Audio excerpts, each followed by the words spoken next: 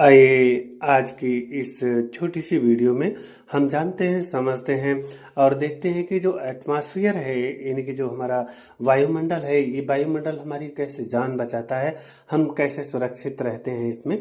आइए इसकी परतों के बारे में जानते हैं और समझते हैं कि ये कैसी कैसी परतों के साथ में हमारी सुरक्षा करता है, हमें संरक्षित रखता है।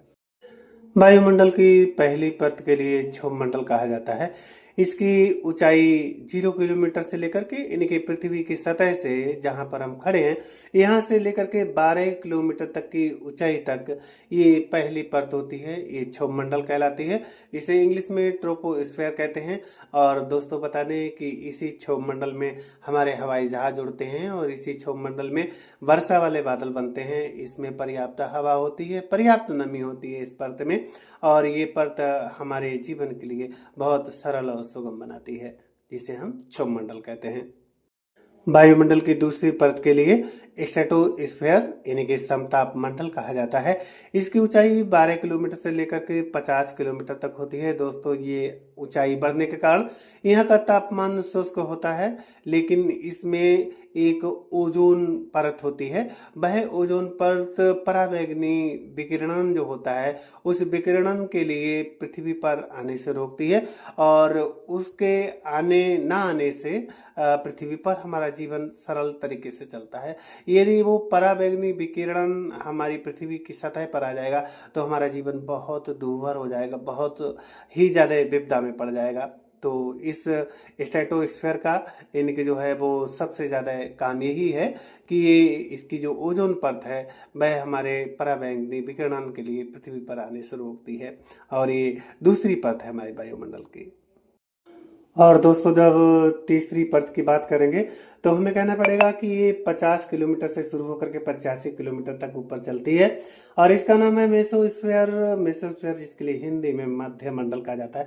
मध्य मंडल इसे इसलिए कहा जाता है क्योंकि इसके पहले दो मंडल पड़ जाते हैं। पहले पड़ने वाले क्षोभ मंडल और समताप मंडल है, और इसके बाद में दो मंडल और आते हैं जिनका नाम है तापमंडल और वहर मंडल।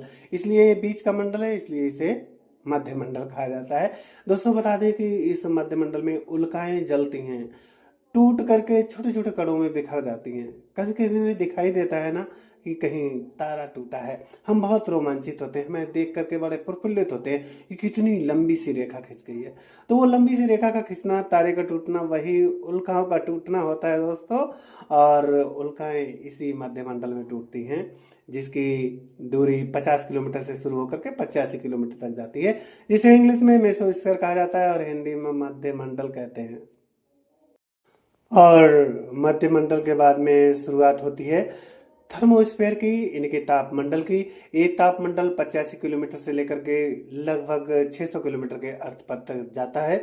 और ये जो तापमंडल होता है ये बहुत शुष्क होता है। यहाँ हवा और जल वाष्प बहुत कम होती है, ना के बराबर होती है।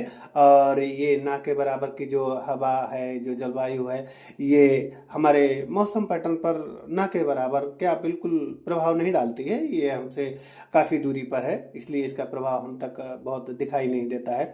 यानी कि जो 85 किलोमीटर से शुरू होकर के लगभग 600 किलोमीटर तक जाती है, इसके लिए हम तापमंडल कहते हैं।